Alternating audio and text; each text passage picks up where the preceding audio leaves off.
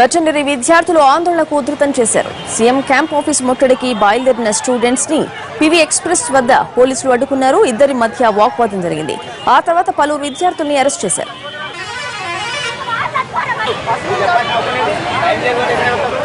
ఖాళీలను భర్తీ చేయడంతో పాటు కాంట్రాక్టు పద్ధతిని రద్దు చేయాలని గత 32 రోజులుగా వెటర్నరీ విద్యార్థులు ఆందోళన చేస్తున్నారు. టీఎస్పీఎస్సీ ద్వారా కాకుండా డిపార్ట్మెంట్ సెలక్షన్ ద్వారా ఉద్యోగాలు కల్పించాలని డిమాండ్ చేస్తున్నారు.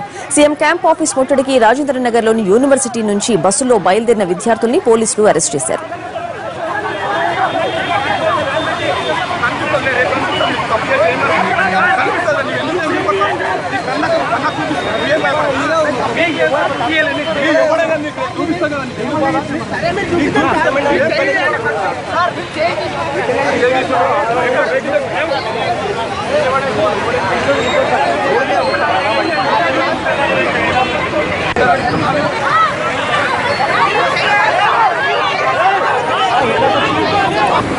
ఆందోళన చేస్తున్న ఓ వెటర్నరీ విద్యార్థిని సొమ్మసిల్లి పడిపోయింది. దీంతో ఆమెను హుటాహుటిన ఆసుపత్రికి తరలించారు. నెల రోజులుగా ఆందోళన చేస్తున్న ప్రభుత్వం పట్టించుకోవడం లేదని విద్యార్థులు ఆగ్రహం వ్యక్తం చేశారు.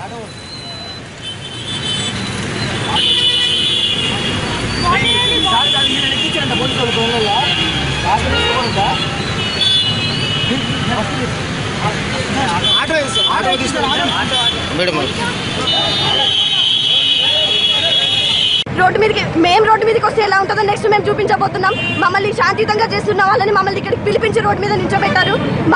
మాకున్నటువంటి ఆవేశం ఏంటో, మాకున్న బాధన ఏంటో మేము ఉధృతంగా చేసి చూపిస్తాం. మీరు అసలు తట్టుకోలేరని చెప్పేసి మేము గవర్నమెంట్ హెచ్చరిస్తున్నాం. మేము ఇప్పుడు ఇక్కడ నుంచి డైరెక్టరేట్కి వెళ్తున్నాము. అది కూడా మేము శాంతియుతంగా బస్సులో పోతాం అనుకున్నాం. మమ్మల్ని రోడ్డు మీద దించారు. అమ్మాయిలను చూడకుండా 100 మంది అమ్మాయిలను రోడ్డు మీద నుంచి అబ్బాయిలను కొట్టుకుంటూ మమ్మల్ని అందరినీ ఇక్కడ ఆపేయడానికి పోలీసులు అడ్డుపోతే మా మీద దౌర్జన్యం కూడా చేస్తున్నారు. రిటర్న్ లో పోలీసులకు అధికారం ఎక్కడిది? మేము పోతున్నప్పుడు మాకు అండగా నిలిచి పక్కన నుండి మమ్మల్ని పంపించాల్సిన పోలీసులు మా మీద అఘాయిత్యం చేస్తారా?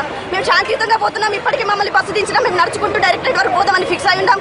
మమ్మల్ని ఇట్లా పోనీయకపోతే మాత్రం మమ్మల్ని రిటర్న్ కాలేజీ పంపిస్తే అక్కడ జరిగే ఉధృతాలు, అక్కడ కాలేజీలో జరిగే ఉధృతాలు మీరు చూడలేరని చెప్పేసి మేము గవర్నమెంట్ హెచ్చరిస్తున్నాం.